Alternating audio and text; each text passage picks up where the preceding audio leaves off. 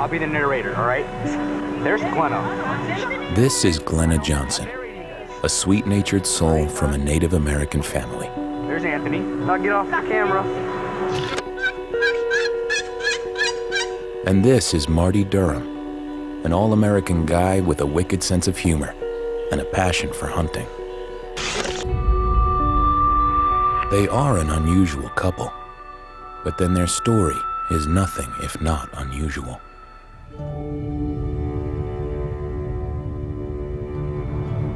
Marty and I were cousins. He and I were closer to each other than we were our siblings. Both had a passion for the outdoors, to get away from everybody, to, I guess, do our own thing. We were both a middle child. You're kind of too old for some things and too young for other things, so you kind of get to be a loner. That gave us something in common.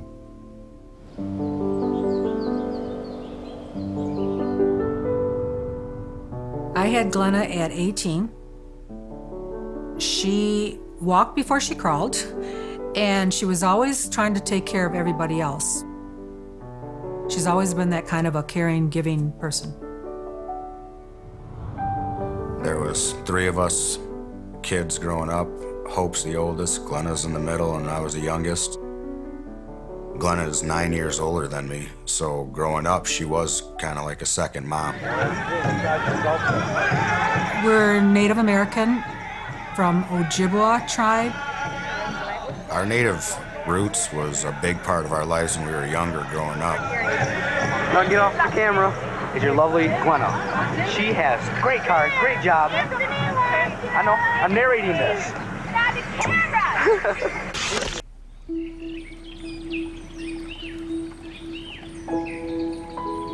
Marty and Glenna's romance begins back in the early 1980s in Grand Rapids, Michigan.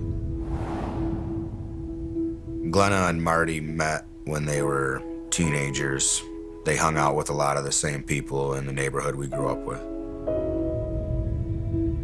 Well, the first time I seen Glenna, Marty and we were standing in the edge of the driveway, fixing to work on a car he just got from me. And Glenna come walking over, and she and Marty stood there and chit-chatted for a little while, and that's when Marty asked her out for the very first time to the movies. I could tell Marty liked her. I could tell. They went out that Saturday night. They took an old beat-up Chevy van Marty had to the drive-in. The next day, I asked him how his date went. And that was the night Marty lost his virginity. And he didn't tell me about the movie.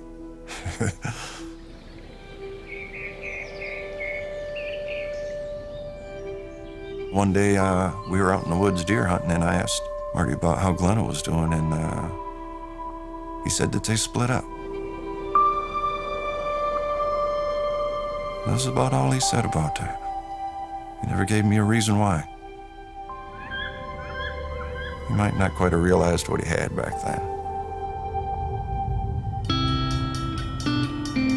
At this point, our young lovers' stories go separate ways. 17-year-old Glenna marries Bob Norman. He's 5 years older and a friend of the family. Meanwhile, Marty wins the heart of another teenager by the name of Christina. Apparently it was love at first sight for him because he was very drawn to me. Marty and I got married in 1991. It was quick, it was fast. It was fun in the beginning. Christina seemed a little young in the way she handled herself. I was just turned 17 when my oldest son was born. And I was 19 and 19 where the next 2 were born. We've got enough of him doing all kinds of things. Marty is not the only one building a family. Glenna was a real good mom. She was a stay-at-home mom, so she devoted her life solely to those kids growing up. Bob seemed to be more like a dad to her than a husband, and I think that was part of their problems throughout the years.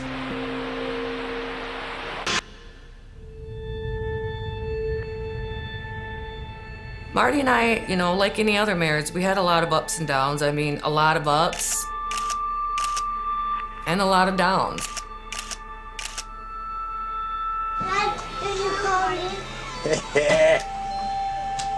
Marty liked to fish and hunt more than he liked to work.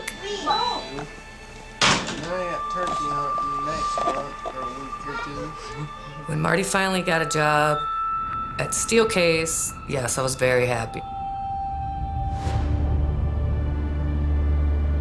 10 days after Marty had gotten this job, I had the police come to my door at 3 o'clock in the morning. Everything changed after that day.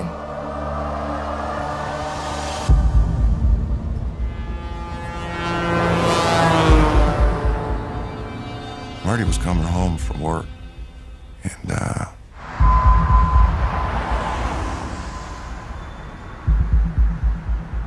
as he was going through an intersection, another gentleman driving a large truck ran the red light, doing over 60.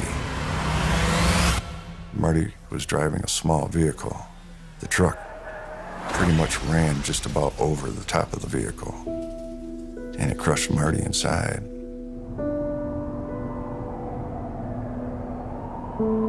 Marty was clinically dead for 5 minutes.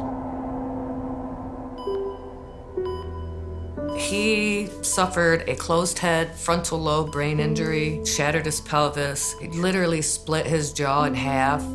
His intestines up through his diaphragm. He lost a spleen, 2 punctured lungs, some bruises on his heart. I mean, there's probably more that I'm not even thinking about or can't think of right now.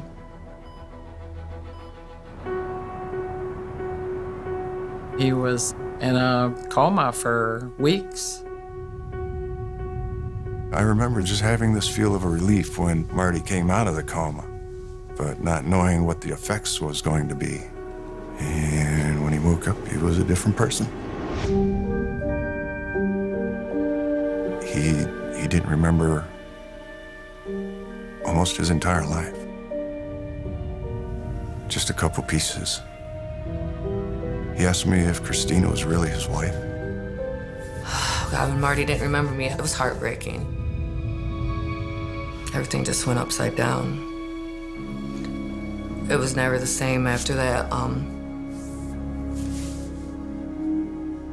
It was terrible. We did rehab for over 1.5 years before he could really fully walk, talk, eat on his own, and be able to care for himself. Although by the late spring of 1996, Marty is able to lead a relatively normal life, the lasting effects of the accident will continue to dictate his future. Mentally, it changed who he was. He'd get into just these tantrum fits and vindictive. He could be controlling. Look at me. Can I shoot? I guess you could say he lost a lot of his filter. His humor, his attitude became really dark. No, slide in the corner. No. Marty was not the man that I married. I believe I fell out of love with Marty after the accident. I decided to end things and get a divorce. Pause it.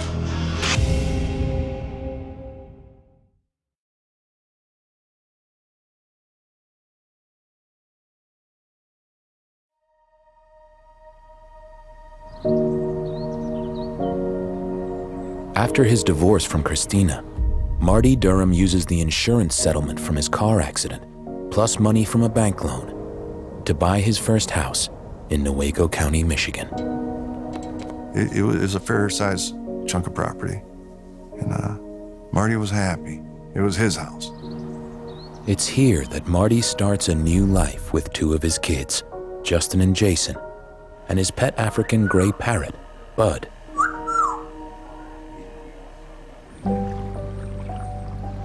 as fate would have it, this new beginning rekindles an old flame. Marty'd come over one day and told me that he'd met back up with Glenna. Glenna was divorcing her husband, Bob, at that time. Well, that started their whole relationship all over again.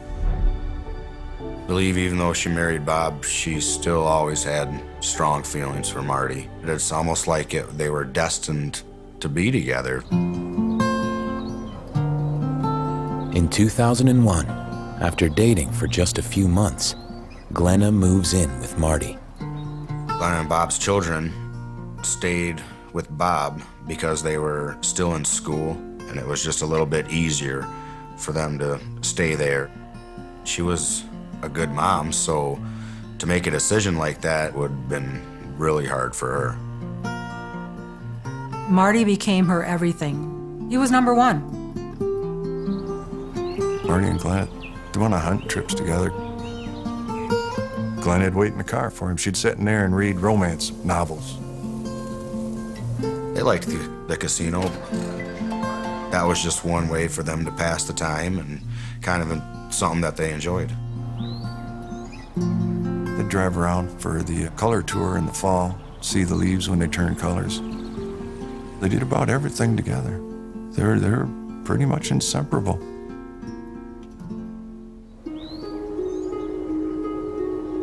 Pretty soon, for Marty and Glenna, it seems logical to take a leap of faith. Glenna called me and said, "Mom, I'd like you and Dad to be over to the courthouse in Newaygo to see Marty and I get married." They had the plans made and we showed up. They just went out and got married at the Justices of Peace. They were thrilled to death to be married finally. They were best friends that were now together legally. That's pretty neat. I was happy for him. Marty seemed really happy. I figured if anybody would really take care of him, it would be Glenna. She seemed like she really sincerely loved him. To celebrate their reunion, after some 20 years apart, Glenna gets a tattoo. After they were married, she got property of Master D on her back shoulder. That was kind of shocking and funny. Over time, Glenna's devotion to Marty will be put to the ultimate test. As the years progressed with Marty, his health started failing, and Glenna would have to take him to his doctor's appointments and make sure that he got his medication and went to the pharmacy and make sure that everything in his life was taken care of. She was willing to do it. She loved him. Glenna was being paid about $40,000 a year to take care of Marty. That's quite a little chunk of money. His moods were very challenging at times. His health was very challenging, and, he didn't always express that he was hurting. Being a little bit physically challenged, I think he needed control. When it come to anything to deal with Marty, it had to be his way. Almost an obsession with that. Marty told Glenna how she should dress, how she should wear her hair. He just wanted her to be exactly how he wanted her to be. Anytime she went anywhere, he was, where are you going? How long are you going to be gone? And he'd be watching the clock. I mean, she almost couldn't go anywhere or do anything he didn't know about. My sons, Glenna and Marty, all lived together probably about 5 or 6 years. And the boys moved out when things got tough.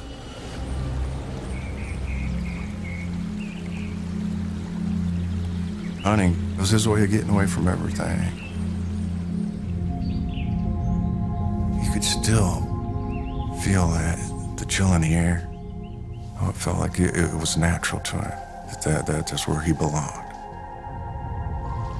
It made him feel more alive, to think that maybe he took something else's life away.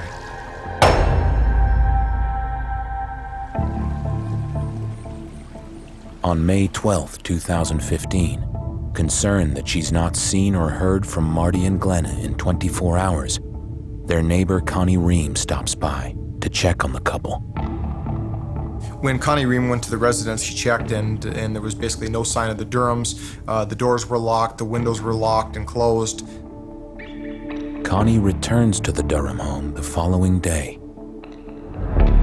Connie Ream ended up going there a total of 3 times, and when she went there the 3rd time, she found that the front door was actually unlocked.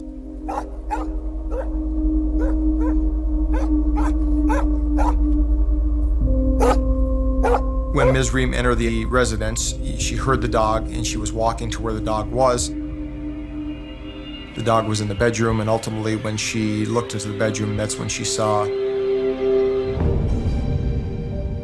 Marty and Glenna. There was actually a garage fire that was just down the road from the Durham residence, and so Ms. Ream exited the residence and she ran to the firefighters and told them that they needed to go to the Durham residence right away. It's at 9242 East 128th? Correct. There's 2 bodies on the floor, DOA. There's shells on the bed, blood all over.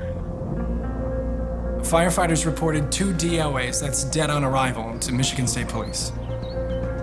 When police arrive, they seal off the crime scene and conduct a more detailed inspection. We got 2 dead bodies.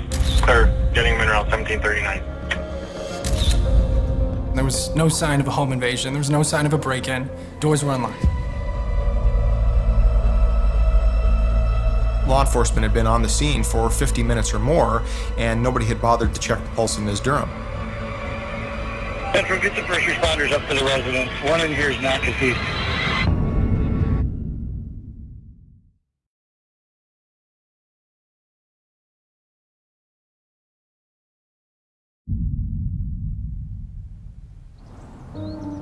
After 10 years of marriage, lifelong sweethearts Marty and Glenna Durham are found gunned down on their bedroom floor.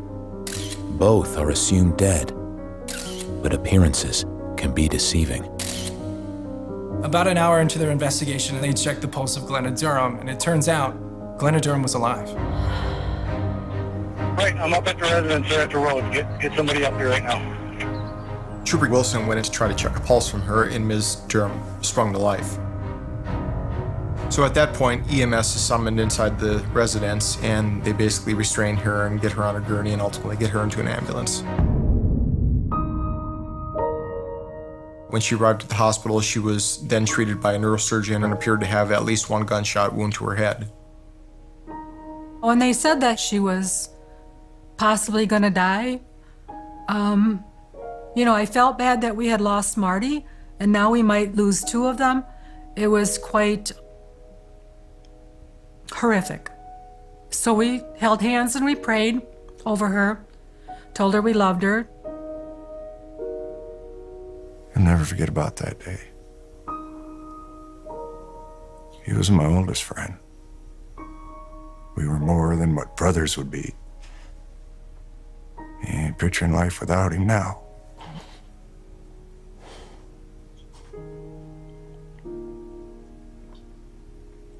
It's gonna be a lot different.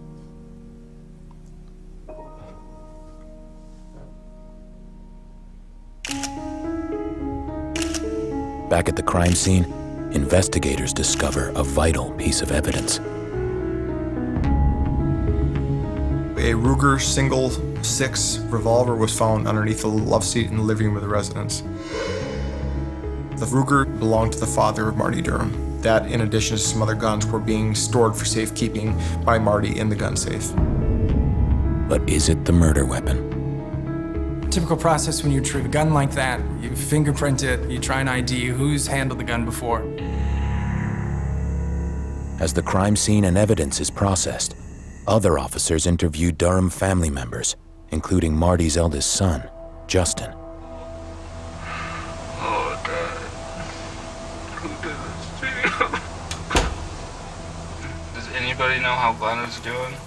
I don't. No, she went to a hospital in Grand Rapids. Did they ever fight? Yeah, they would fight and bicker, but How do you mean? just argue about stupid stuff, but nothing too serious ever. Your dad ever mention anybody else that he was afraid of, or that pissed him off, or they'd been in fights with? He wasn't scared of nobody. He was crazy. Anything else you can think of? Anything at all that might help us out? I know they get painkillers. That's the only thing that makes sense to me right now. Is somebody knew they had painkillers and wanted them. The opiate problem in Michigan, it's quite bad. I believe Marty and Glenna started dealing prescription pills to subsidize their income a little bit. Marty was able to take a minimal amount of his pain pills, and then everything else he would sell. He wasn't doing nothing wrong when he got in the accident, and it totally changed his life. He figured that, yeah, you know, life owed him a little bit. He could make anywhere from $2,000 to $4,000 a bottle. So I warned him a couple of times about that. Because a couple of times they came to their house to pick him up. Whoever it was that he was selling to. It has to be somebody they know. Can you tell me if their door was kicked in or not? Because if that door wasn't kicked in, they know the person. Okay. They locked that door. It doesn't matter if it's the middle of the day, that door's locked. Justin tells investigators that his dad and Glenna would sell drugs on the Indian reservation in Michigan's Upper Peninsula. I know they're all from the UP. They would drive down here. And I know at one point they were beefing because one of them owed Glenna money. It's a tantalizing motive for murder. But before investigators can chase it down, another shocking lead emerges.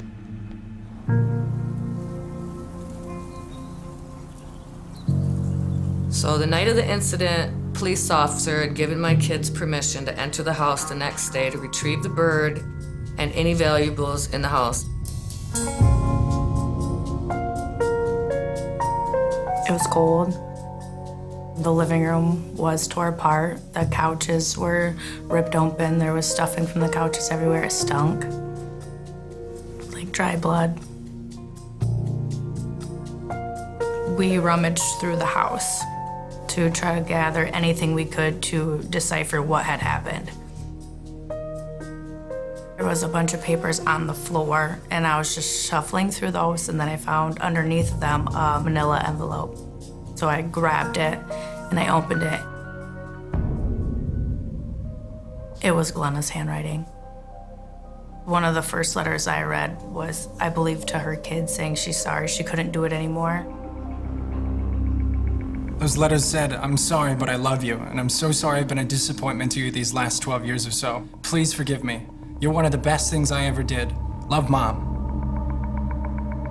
We all felt they were suicide notes. There was 3 letters to her children and to her ex-husband. When the kids found the letters, they called the detective that they had spoke with the night before and handed them over to him.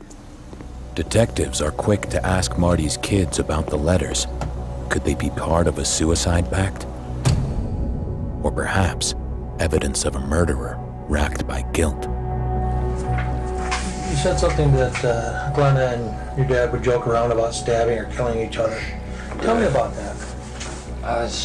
Honestly, she would always say it, and my dad would say it back to her. You could tell my dad was joking when he would say it back. But when she would say it so seriously. She just always creeped me out. I always told my family, if anything ever happens to my dad, she did it. She's crazy. We all believed that Glenna had killed my dad. Now, investigators try to unravel whether Glenna would kill the man she loved. Do you know about their finances, how they handled their finances? My dad was always really good with his money. I don't know. The stuff I'm finding right now just doesn't make sense to me. It's like he actually let her take everything over. It's really surprising because he's really anal about making sure his bills were paid on time. So Glenna took over the finances? That's what I assumed because I found her foreclosure papers ripped up in her drawers. What did that make you think? That she had done this to protect herself from him finding out what she had done by not making house payments. He was very proud of his house. He had it just the way he wanted it. He would have never let it get into foreclosure. The Durhams had a good income from Marty's benefits and selling his pain pills. But by 2015, they owed $5,000 on their mortgage and the bank is ready to foreclose. The house was about to go up for sheriff's sale as a result of the foreclosure process, and the sheriff's sale was actually, ironically, going to be held on May 12, 2015, the day before the bodies were found. Well, taking a closer look at finances, investigators found that Glenna Durham likes to gamble.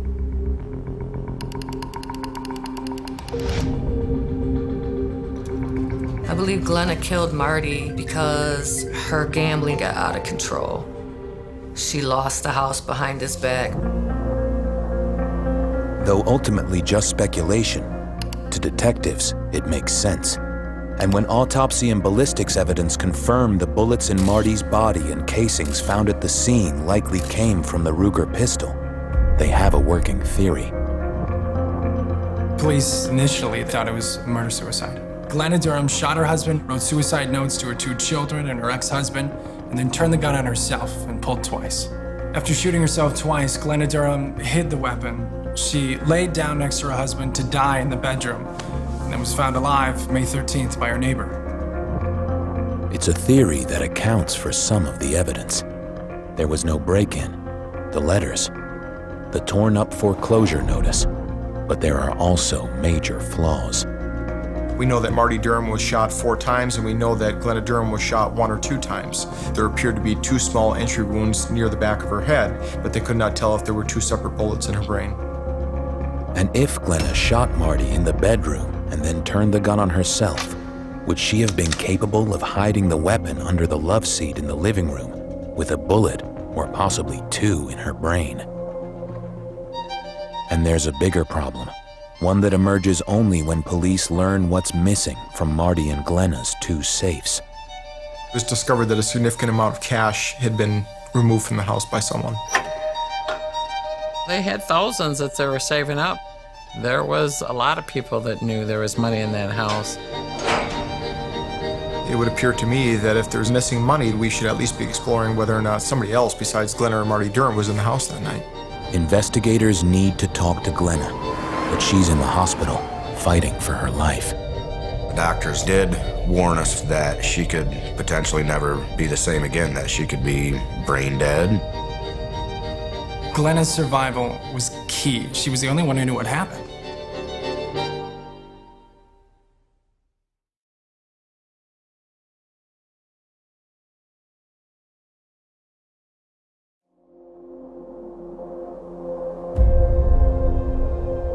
As Glenna Durham, the prime suspect in the murder of her husband Marty, lies critically ill in the hospital, the family mourns his loss. We had Marty's funeral probably about 10 days after his death. It was kind of shocking to see that Glenna and her children were not on the obituary or any pictures. From day one, I believe that the Durhams thought that Glenna was responsible for this and have hated her as a result of it. There became a divide in the family, seemed to be animosity, like they were against each other. But not all of Marty's family are so quick to point the finger.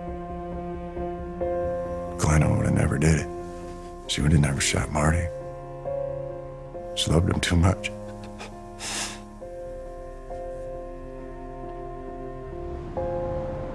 After a month in a medically induced coma, Glenna finally regains consciousness, but her head injuries leave her brain damaged and suffering from memory loss. While detectives wait to interview Glenna, they subpoena her phone records. Forensic analysis was done of Glenna Durham's cell phone, and as a result of that analysis, they found that in the early morning hours of May 13, 2015, somebody had went to the Ruger website on 4 different occasions over the course of 3 or 4 minutes. It's pretty intriguing to find that it was a website for a gun, and just so happened to be the same gun that was used to kill her husband. Now, 5 months after Marty's murder, Glenna has recovered enough for police to question her. The detectives wanted to talk to her. She says, I have nothing to hide, so we can. And they took us in a little room and interviewed her. So, what do you remember about the incident? I don't remember any of that. I just know that I woke up looking for my husband. You may not know what happened, and it may not be in your memories anymore, but we have to look closer at this. That gun was from the safe in your house. In fact, you even looked up on your phone information on the gun that was used. I don't know information about the gun. We can't ignore the facts. All the stuff that we have, it just has you and Marty in the house. We didn't find any evidence of someone else being in the house.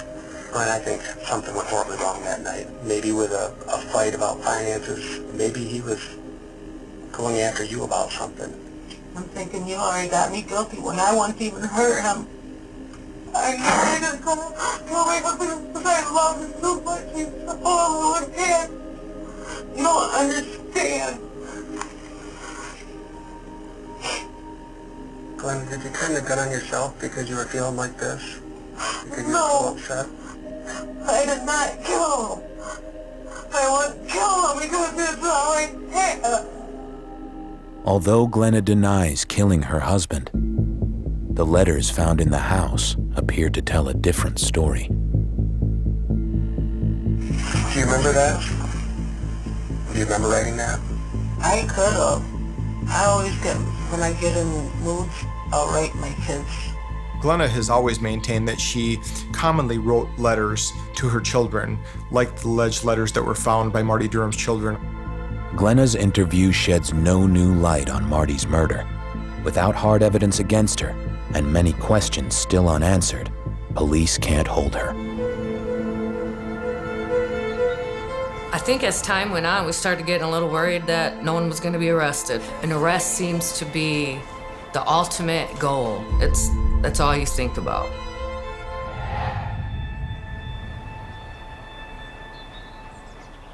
A bizarre twist in a year-old Sand Lake murder. As if this case wasn't bizarre enough, it takes another turn. It was quite unbelievable. The family of Martin Durham says that his pet bird, Bud, was home when he was killed and that the parrot can't stop talking about it. This is Bud. Bud lived with Marty and Glenna, and then after the murder, he came to live with me. Probably about a month or so after Bud got here, I would hear him scream and squawk, and it would happen a lot at nighttime. But then one day, literally, he just kept going over and over again, the same and it sounded like two different voices. And I was just so freaked out that I took it upon myself to record it.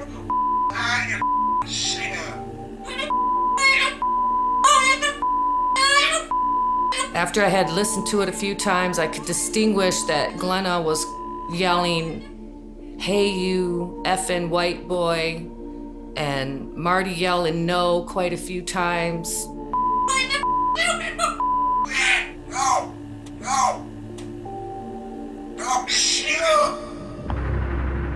And then the "don't shoot," that struck me. I heard it.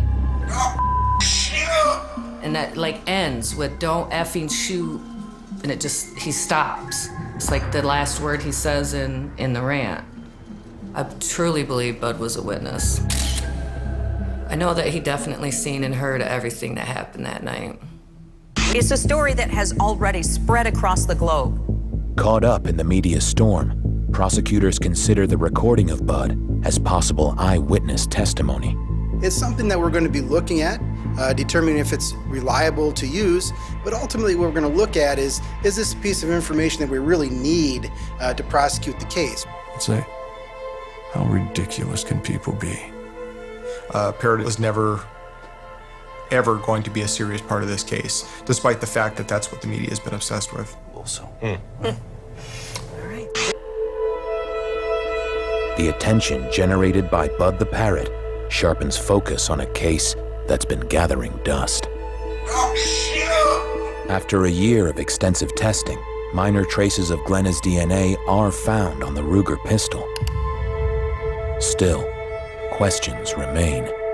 When you take into consideration the fact that 8 shots were fired, and this was a 6-shot revolver, and that Glenna Durham's DNA was not found on any of the gun casings, knowing that the gun would have had to be reloaded, certainly when you look at that, you need to be able to have an open mind. On June 24, 2016, Glenna Durham is arrested and charged with the murder of her husband, Marty. We were shocked. We were devastated. It was probably the best day that has happened in over a year. As the prosecution prepares for the trial, there are still 2 gaping holes in the case. How do you shoot yourself in the back of the head with a single action revolver twice and then clean up the mess and hide everything and then go lay down? And if this is a murder-suicide, then where was the money? But as the trial draws near, a lead from the day Marty's kids found Glenna's letters. Everything that was found in the house that day, was that all disclosed to the police? No.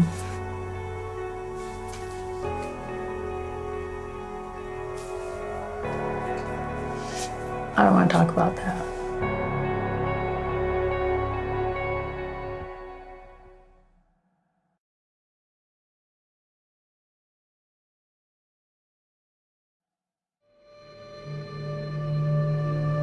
Prosecutors believe Glenna Durham shot her husband Marty and then turned the gun on herself in an attempted murder-suicide. But money missing from the Durham house, suggesting robbery as a motive, never fit their theory. Then a couple of weeks before the trial, detectives act on their suspicions about the missing cash. Police actually had an investigative subpoena that was issued to the children of Martin Durham to discuss the missing money from the Durham residence. And it's then that they make a startling admission. Did your brothers take money from the house that day? Yeah, we found money and we did take it. When the kids found the money and the letters, they had only handed over the letters at the time. When the kids admitted that they stole the money, it really wrapped up that it wasn't a murder for money.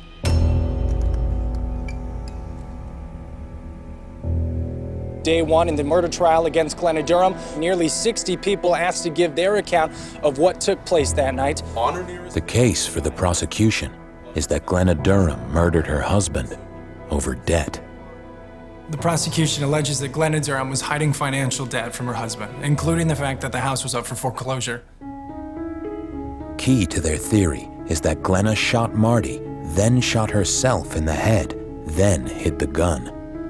For that chain of events to happen, she would have had to have murdered her husband in the bedroom, shot herself in the living room, and then somehow managed to make it back into the bedroom to die next to her husband. Only she didn't die. I did think that, how could someone shoot themselves in the head and still function? The neuro doctor from the hospital where she was treated testified that she hit no major arteries, no major vessels. The neurosurgeon testified that it was possible you can still function after being shot in the head. The prosecution puts forward Glenna's letters. You will see them to be very clearly suicide notes. They present evidence that she searched the gun manufacturer's website just before Marty was shot, and that Glenna's DNA was found on the Ruger. They also call witnesses to attest to the couple's bizarre relationship. You've got the kids testifying about how she would openly joke about waiting for her husband to die. And that's horrible. So you could certainly get a sense of how dysfunctional that marriage was. The problem is that you haven't heard the whole story from the prosecution. The defense argues that all the evidence is inconclusive. Glenna Durham had zero motive to kill Marty Durham. There was no history of physical violence between the two of them. She loved Marty Durham. After 2 weeks of testimony, it's up to the jury to decide Glenna's fate. This person's life is at stake, and we were given the responsibility to decide that. We got emotional. People got angry. You don't take that responsibility lightly.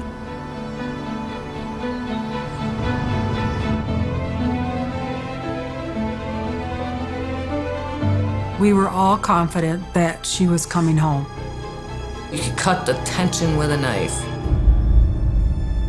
I was chosen to speak the words of premeditated murder, life without parole. It's gut-wrenching. I was mad. I was hurt, confused. I was stunned. I couldn't believe it. You know, I've loved Marty since I was young, and I would never have hurt Marty. I would have never hurt him.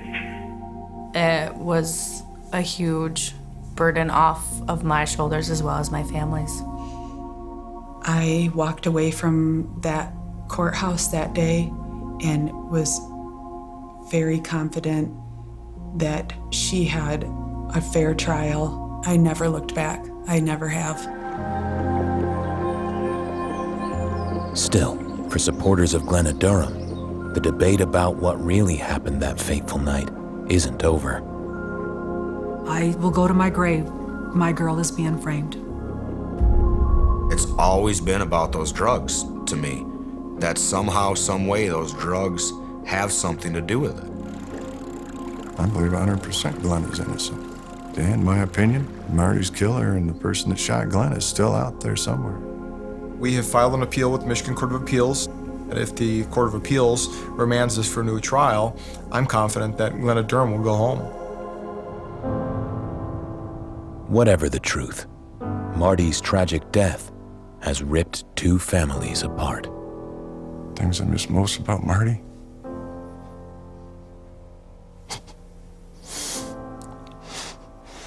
Just him being here.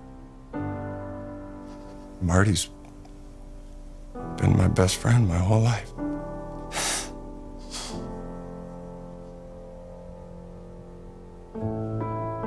I mean, we had our bad days. He would make me laugh. He could make me cry. But he understood me. Someday I'll have my husband back. Might be years from now. And he'll be on the other side, but I'll have him back.